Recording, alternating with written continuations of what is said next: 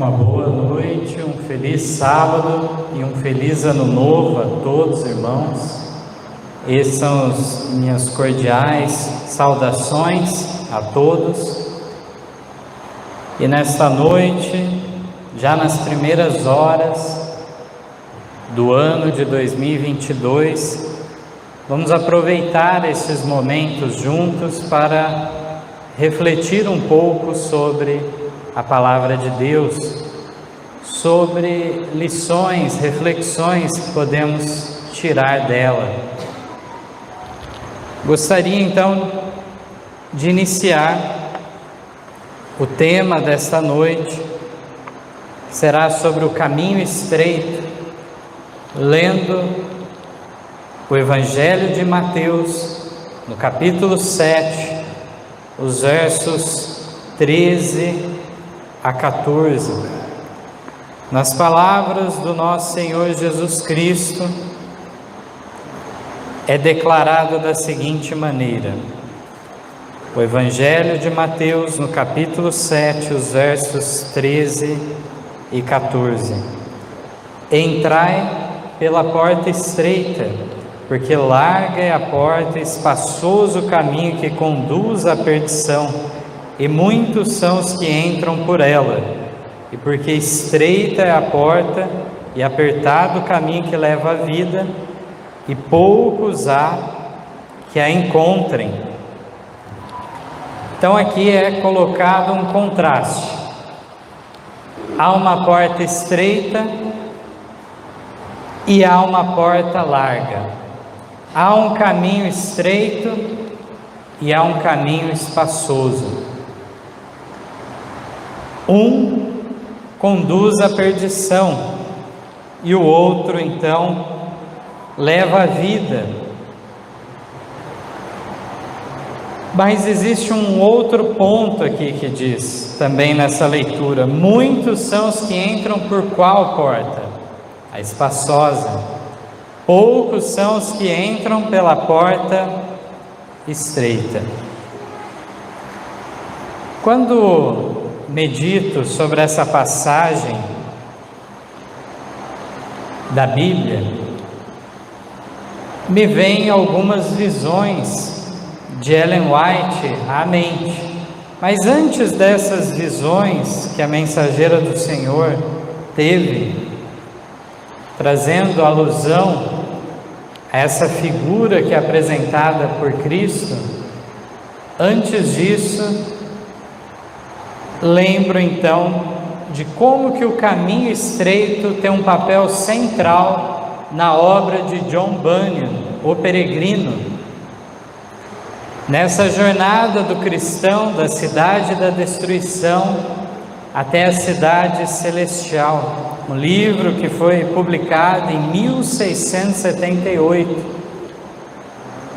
E John Bunyan usou bastante dessa alegoria. Primeiramente, com a leitura da Bíblia, com as palavras dirigidas ao cristão através do evangelista, ele começa a sua trajetória, fugindo então, escapando da sua cidade, que sabia que seria destruída. Ele então tem um objetivo de chegar à porta estreita. E mesmo para chegar até ela, existem uma série de armadilhas, ciladas que o inimigo apresenta. Mas quando ele finalmente chega, ele recebe então diversas orientações, advertências que lhe mostram que a experiência cristã, ela envolve mais do que inicialmente ele imaginava. E é depois dele dar entrada, passar pela porta estreita e ir no caminho reto, é que ele então encontra a cruz. E lá então finalmente ele fica livre do seu fardo. Seu fardo é removido de suas costas, de outra maneira ele em nenhum momento conseguiu se livrar, mas de maneira abrupta ocorre isso quando ele se coloca ao pé da cruz. E assim prossegue a sua trajetória com vários percalços, como conhecemos em relação a essa história. Aqueles que ainda não leram esse livro, aconselho a lerem, e desde os de menor idade aqui presentes. Não é um livro que contém perfeição em todos os sentidos, é claro, mas a própria Ellen White recomenda a sua leitura. Na sua essência é apresentada uma mensagem muito importante. Então, trazendo agora o que a mensageira da Igreja de Deus dos últimos dias trouxe para nós sobre isso, o primeiro texto que eu gostaria de ler está no Ciência do Bom Viver, página 497, que declara: a vida cristã é mais importante do que muitos creem. Não consiste somente em delicadeza, paciência, doçura e bondade. São essenciais essas graças, mas há também necessidade de coragem, força, energia, perseverança. O caminho que Cristo nos traça é um caminho estreito e exige abnegação. Para entrar nesse caminho e passar pelas dificuldades e desânimos, requerem-se homens fortes. Então, por um lado, existem atributos que o cristão deve desenvolver: paciência, doçura, bondade, delicadeza, sem esquecer também que é necessário desenvolver coragem, força, energia, perseverança. Isso é necessário na trajetória pela frente. E na primeira visão dada a Ellen White, em dezembro de 1844, já aparece a figura do caminho estreito. Vamos ler. Está no Primeiros Escritos, na página 14. Enquanto eu estava orando junto ao altar da família, o Espírito Santo me sobreveio e pareceu estar subindo mais e mais alto da escura terra. Voltei-me para ver o povo do advém no mundo, mas não o pude achar. Quando uma voz me disse: olha novamente, olha um pouco mais para cima. Com isto olhei mais para o alto e vi um caminho reto e estreito, levantado em lugar elevado do mundo. O povo do advento estava nesse caminho a viajar para a cidade que se achava na sua extremidade mais afastada. Tinha uma luz brilhante colocada por detrás deles, no começo do caminho, a qual um anjo me disse ser o clamor da meia-noite. Essa luz brilhava em toda a extensão do caminho e proporcionava claridade para seus pés, para que assim não tropeçassem. Se conservavam o olhar fixo em Jesus e se achava precisamente diante deles, guiando-nos para a cidade, estavam seguros.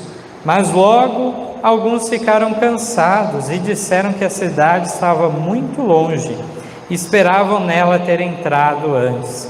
Então Jesus os animava, levantando seu glorioso braço direito, e de seu braço saía uma luz que incidia sobre o povo do advento, e eles clamavam: aleluia. Outros temerariamente negavam a existência da luz atrás deles e diziam que não fora Deus quem os guiara tão longe. A luz atrás deles desaparecia, deixando-lhes os pés em densas trevas, de modo que tropeçavam e, perdendo de vista o sinal e a Jesus, caíam do caminho para baixo no mundo tenebroso e ímpio. Nessa visão, a primeira, teria muito a ser dito. Aqui não posso me estender apenas nesse texto, quero trazer outros Rapidamente podemos olhar então a distinção do povo do Advento, escolhido por Deus para estar separado do mundo, num caminho distinto dos demais. Eles têm no começo da sua trajetória, como movimento do Advento separado das igrejas, o clamor da meia-noite, que os tirou então das igrejas caídas. Temos aqui então a necessidade deles olharem fixos para Jesus e a iluminação então ser mantida pela crença no clamor da meia-noite no começo do caminho. Aqueles que contrariaram esta ordem perderam o rumo. Mas numa outra visão então que nós encontramos mais adiante, na página 88 do Primeiros Escritos, e também está presente na 263, diz que foi-me mostrado um comboio, avançando com a velocidade do relâmpago. O anjo ordenou-me olhar cuidadosamente. Fixei os olhos nesse trem. Parecia que o mundo inteiro ia embarcado nele, que não faltava ninguém. Essa foi a impressão. Disse o anjo: eles estão se reunindo em feixes, prontos para serem queimados. Mostrou-me então o chefe do trem, uma pessoa formosa e imponente, para quem todos os passageiros olhavam e que reverenciavam. Fiquei perplexa e perguntei a meu anjo assistente quem era. Disse ele: é Satanás. Ele é o chefe na forma de um anjo de luz. Ele leva cativo o mundo. Eles se entregaram à operação do erro, a fim de crerem na mentira e serem condenados. O seu mais elevado agente abaixo dele pela sua categoria é o maquinista, e outros dos seus agentes estão empregados em diferentes cargos, conforme deles necessita, e todos vão indo para a perdição com a velocidade do relâmpago. Perguntei ao anjo se ninguém havia escapado. Ele me mandou olhar em direção oposta e vi um pequeno grupo viajando por um caminho estreito. Todos pareciam estar firmemente unidos, ligados pela verdade em companhia ou grupo. Disse o anjo: o terceiro anjo está unindo-os ou selando-os em grupos para o celeiro celestial. Este pequeno grupo parecia atribulado, como se tivesse passado por duras provas e conflitos, e parecia assim como se o sol tivesse surgido por trás de uma nuvem, iluminando-lhes o rosto e dando-lhes um aspecto triunfante, como se sua vitória estivesse quase alcançada. Havia esperança, um restinho, um remanescente fiel, numa direção oposta a que o mundo andava. Eles então viajavam pelo caminho estreito, estavam unidos, mas qual que era a base da união deles? A verdade.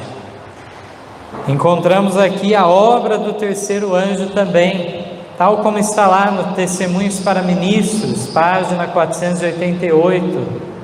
O terceiro anjo está retirando e purificando um povo, e esses devem mover-se unidos com ele. O papel do anjo e o papel do povo é distinguido nesse texto, e é necessário então estarmos atentos a esta obra de preparação atual para o nosso tempo. Continuando, numa outra visão relatada no primeiro Testemunhos para a Igreja, página 127, ela diz: estes caminhos são distintos, separados em direções opostas. Um leva à vida eterna, o outro à morte eterna. Vi a distinção entre esses caminhos, e também a diferença entre as multidões que neles viajam. Os caminhos são opostos, um é largo e suave, o outro estreito e acidentado. Semelhantemente, as duas multidões que os percorrem são opostas no caráter, na vida, no vestuário e na conversa. Os que viajam pelo caminho estreito conversam a respeito da alegria e felicidade que terão no fim da viagem. Seu rosto muitas vezes está triste e todavia brilha frequentemente com piedosa e santa alegria. Não se vestem como a multidão do caminho largo, nem falam ou procedem como eles. Um modelo lhes foi dado, um homem de dores e experimentado nos trabalhos. Lhe abriu aquele caminho e o palmilhou. Seus seguidores veem-lhe os rastros e ficam consolados e animados. Ele o percorreu em segurança, assim também poderão fazer os da multidão se seguirem suas pegadas. Na estrada larga, todos estão preocupados com sua pessoa, suas vestes, seus prazeres, dão-se livremente ao riso e à zombaria e não pensam no termo da viagem nem na destruição certa no fim do caminho. Cada dia se aproximam mais de sua destruição, contudo, loucamente se lançam mais e mais depressa. Como me pareceu terrível isso! Vi, percorrendo a estrada larga, muitos que tinham sobre si escritas essas palavras. Aonde que ela viu essa multidão, essas pessoas? Na estrada larga.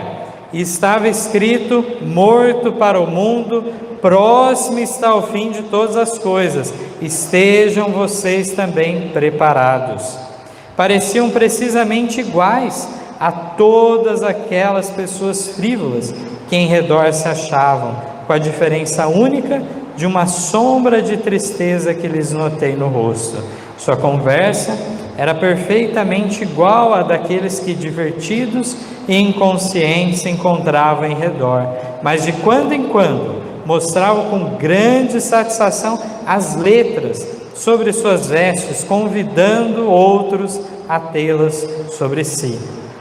Estavam no caminho largo e, no entanto, professavam pertencer ao número dos que viajavam no caminho estreito. Os que em redor deles estavam diziam: não há distinção entre nós, somos iguais, vestimos, falamos e procedemos semelhantemente. Também esse texto se encontra no Vida e Ensinos, na página 156. Vemos, através deste texto, a existência de professos cristãos andando no caminho estreito e que querem apresentar a sua mensagem, inclusive dizendo que o fim está próximo.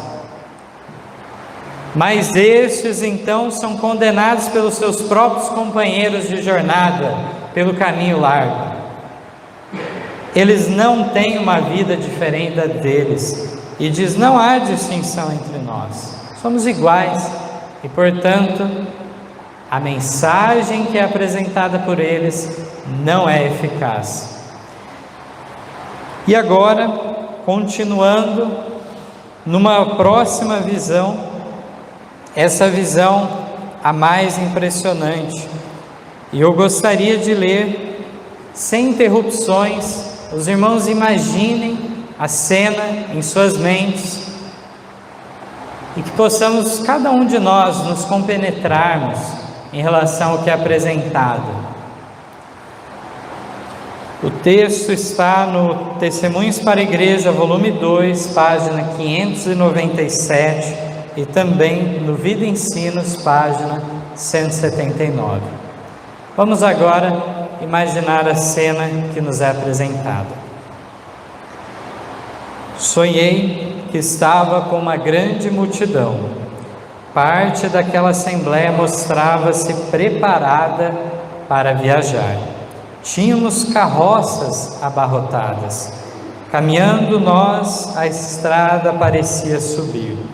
De um lado havia um profundo precipício e do outro uma muralha alta, lisa e branca, como paredes com acabamento em gesso. À medida que avançávamos, a estrada se tornava mais estreita e íngreme. Em alguns lugares parecia tão estreito que concluímos não mais poder viajar com as carroças carregadas. Desatrelamos os animais para, com parte da bagagem, prosseguir a viagem a cavalo. Prosseguindo nós, o caminho continuava ainda a estreitar-se. Fomos obrigados a andar junto à muralha, para não cair do caminho estreito ao precipício. Fazendo isso, a bagagem sobre os cavalos apertava-se contra a parede e nos fazia pender sobre o precipício. Receávamos cair e ser despedaçados nas rochas. Retiramos a bagagem de sobre os cavalos e ela tombou no precipício. Continuamos a cavalo, receando grandemente que ao chegar aos lugares mais estreitos do caminho, perdêssemos o equilíbrio e caíssemos. Em tais ocasiões, uma mão parecia tomar as rédeas e guiar-nos pelo caminho, pelo perigoso caminho. Tornando-se o caminho mais estreito, vimos que não mais seria possível ir com segurança a cavalo. Deixamos e prosseguimos a pé em fila, um seguindo as pegadas do outro. Neste ponto apareceram pequenas cordas que caíam do alto da alvíssima muralha. Essas foram avidamente agarradas por nós, para nos ajudarem a manter o equilíbrio no caminho. Enquanto caminhávamos, a corda prosseguia conosco. O caminho se tornou finalmente tão estreito que concluímos poder viajar com maior segurança sem calçados. Assim, nós os tiramos dos pés e continuamos certa distância sem eles. Logo decidimos que poderíamos viajar com mais segurança sem meias. Estas foram removidas e continuamos a viajar descalços. Pensamos então naqueles que não se haviam acostumado com privações e dificuldades. Onde estavam eles agora? Não se achavam na multidão. Em cada mudança que se fazia, alguns eram deixados atrás e apenas permaneciam aqueles que se haviam acostumado a suportar dificuldades. As privações do caminho apenas faziam com que estes se tornassem mais ávidos de avançar até o fim. Nosso perigo de cair do caminho aumentou. Encostávamos junto à muralha branca, mas não podíamos firmar totalmente os pés no caminho, pois ele era estreito demais. Apoiamos então quase todo o nosso peso nas cordas, exclamando: temos apoio de cima, temos apoio de cima. As mesmas palavras foram proferidas pela multidão toda no caminho estreito. Estremecíamos ao ouvir o rumor de divertimento e orgia que pareciam vir do abismo. Ouvimos o juramento profano, o gracejo banal e cânticos baixos e vis. Ouvi o cântico de guerra e a música de dança. Ouvi música instrumental e altas gargalhadas misturadas com maldições, gritos de angústia e pranto amargurado, e ficamos mais preocupados do que nunca em nos conservar no caminho estreito e difícil. Grande parte do tempo éramos obrigados a ficar com todo o nosso peso suspenso nas cordas, que aumentavam de tamanho enquanto prosseguíamos. Notei que a bela parede branca estava manchada de sangue. Dava um sentimento de pena ver-se a parede assim manchada. Esse sentimento, porém, não durou senão um momento, pois logo achei que tudo era como deveria ser. Os que vêm seguindo atrás saberão que antes deles outros passaram pelo caminho estreito e difícil, e concluirão que, se outros foram capazes de seguir avante, eles poderão fazer o mesmo. E ao sangrarem seus pés doloridos, não desfalecerão de desânimo. Antes, vendo o sangue na parede, saberão que outros suportaram a mesma dor. Chegamos finalmente a um grande abismo, onde terminava o nosso caminho. Nada havia agora para nos guiar os pés, nada em que pudéssemos repousar. Devíamos então depender inteiramente das cordas, que tinham aumentado até o tamanho de nosso corpo. Ali estivemos por algum tempo imersos em perplexidade e angústia. Indagamos em tímido cochicho: em que estará presa a corda? Meu esposo estava precisamente diante de mim. Grandes gotas de suor caíam-lhe da fronte. As veias de seu pescoço e têmporas haviam crescido tanto que atingiam 2 vezes seu volume normal. E gemidos abafados e agonizantes vinham de seus lábios. O suor escorria-me pelo rosto, e eu experimentava uma angústia tal como ainda não havia provado. Terrível luta estava diante de nós. Fracassássemos ali, e todas as dificuldades de nossa jornada teriam sido em vão. Diante de nós, do outro lado do abismo, havia um belo campo de relva verde, de aproximadamente 15 centímetros de altura. Eu não podia ver o sol, mas raios de luz brilhantes e suaves, assemelhando-se ao ouro e à prata fina, incidiam sobre o campo. Coisa alguma que eu houvesse visto sobre a terra poderia comparar-se em beleza e glória com aquele campo. Mas não seria possível alcançá-lo? Essa era a ansiosa indagação. Se a corda se partisse, haveríamos de perecer. Outra vez, em angustioso cochicho, foram sussurradas as palavras: em que estará presa a corda? Por alguns momentos hesitamos em nos arriscar. Então exclamamos: nossa única esperança está em confiar inteiramente na corda. Dela temos dependido em todo o caminho difícil. Ela não falhará agora.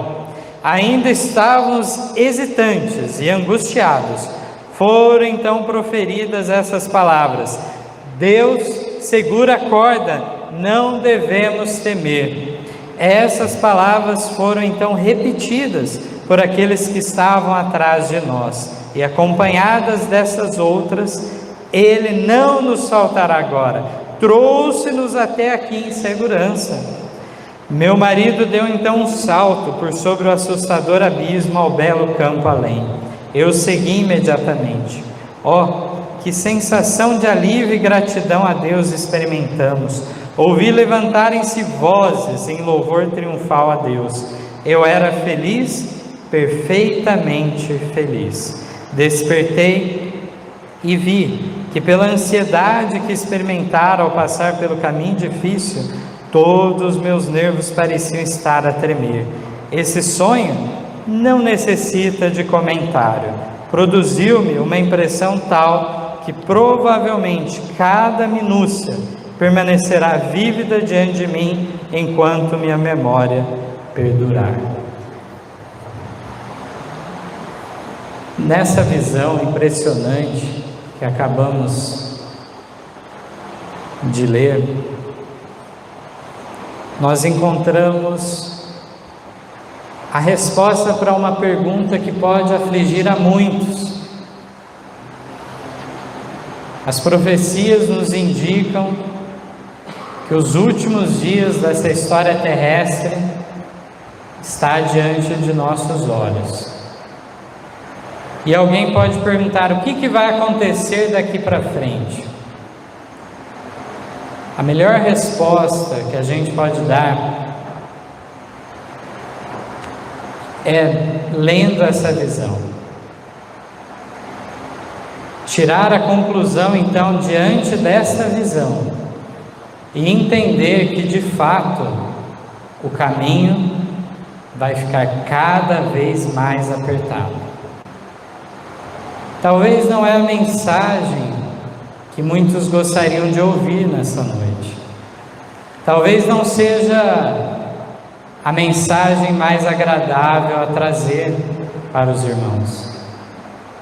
Mas diante de todo o cenário que nós vemos profético,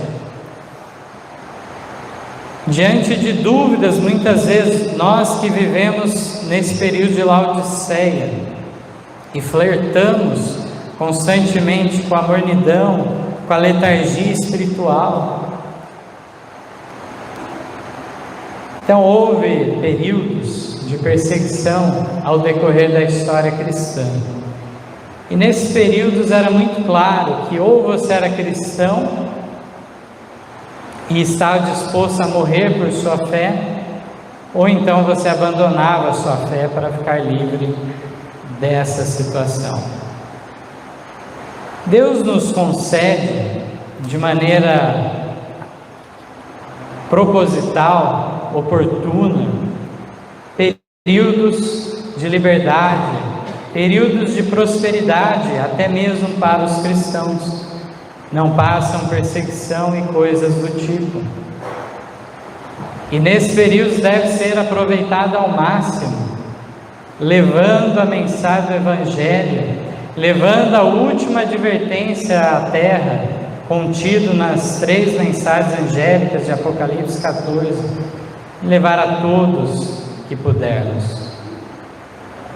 Mas chegará o momento que findará esse período favorável,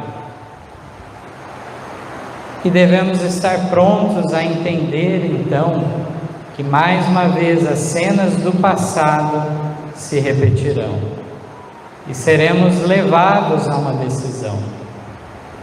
Aqui nessa visão nós encontramos no começo dela uma multidão que estava pronta para viajar, mas ao decorrer com todos os percalços, pessoas foram ficando para trás. Poucos eram aqueles que estavam dispostos a irem até as últimas consequências.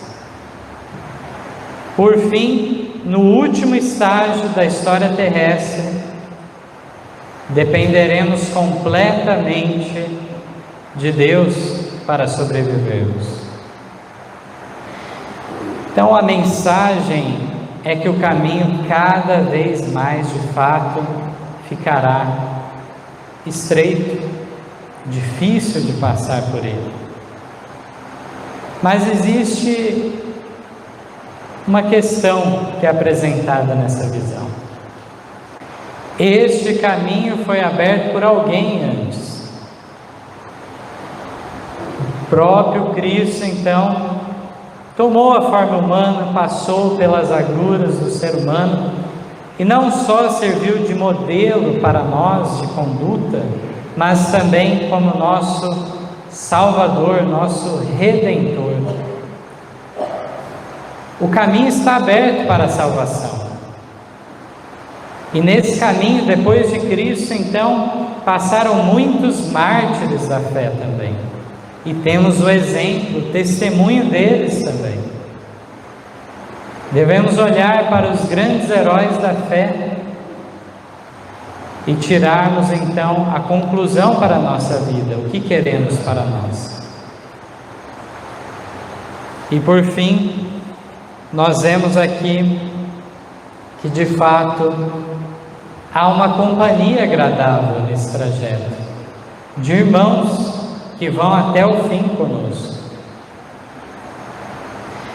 Então, um último trecho aqui eu gostaria de ler, está no Comentário Bíblico, volume 5, página 1148, declara assim: se nosso coração for humilde, se aprendemos na escola de Cristo a ser mansos e humildes, podemos todos avançar juntos no caminho estreito demarcado para nós. Então é esse o meu desejo de oração, que eu esteja entre este pequeno remanescente que vai até o fim, e se eu estiver lá, estarei em boa companhia de irmãos então valorosos, e com certeza naquele momento que eu estiver desanimado, trarão ânimo de volta. Então que diante dessa mensagem possamos nos consolar uns aos outros, sabendo que o fim está próximo, a trajetória é difícil, mas Cristo já fez aquilo que era impossível para nós. Aquilo que não era possível fazemos, Ele já fez. Ele só nos pede o que nos é possível. Amém.